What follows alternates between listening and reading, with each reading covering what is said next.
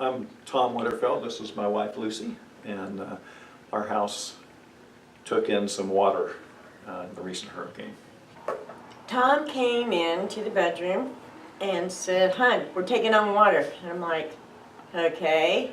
And so I looked out in the garage and the water was rising and there was water on the floor. And I said, "You know what? I don't know what to do, so I'm going back to bed."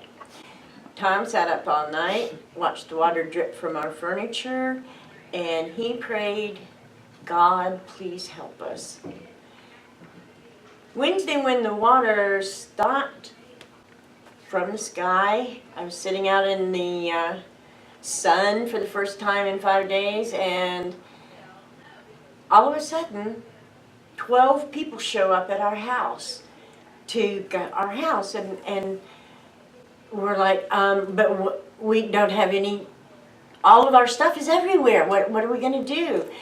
And it was the first time that we realized we couldn't do it. That we needed to just accept the fact that God answered Tom's prayer and said, "Yeah, okay, got this covered." We did all of the house. We lost our cars. God replaced our cars with the budget that the insurance company gave us. We went up to Longview and we got lost. And so we were lost for an hour and finally made it there.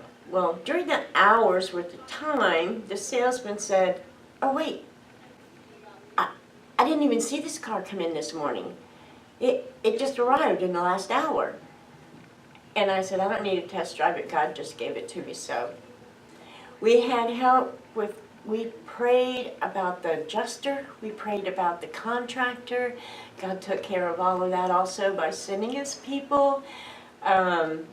When you're ADD and everything is a mess, you're frozen because you don't know where to start. And thank goodness that we had people that said, "Let's start here." And we just let people take care of us, and it was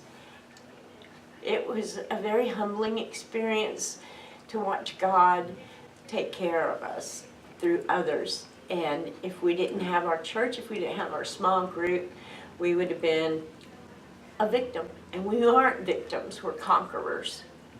Yeah, through this whole thing, I don't know if I have a whole lot to add to what Lucy has said, but through this whole thing I've had a lot of conflicting thoughts and emotions, and it's hard to know that you've done all that you can do. You've put everything up as high as it can go and watch the water come in, and yet have the thought that there's got to be something that you can be doing or that you should be doing.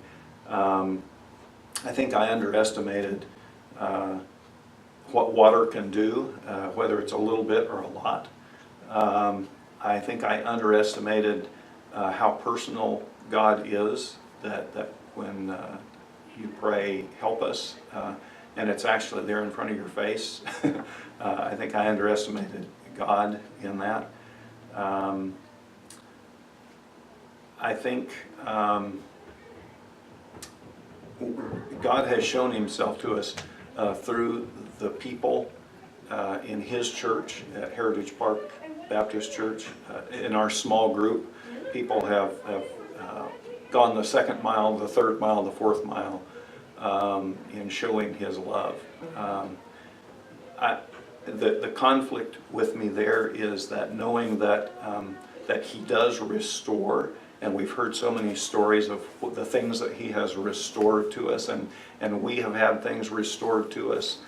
I don't want that to be an indication of, or the things that He's restoring to be an indication of how He loves me, or I want His love is commended to us in that while we were sinners, Christ died for us. And I want to always thank Him for that and be centered on that.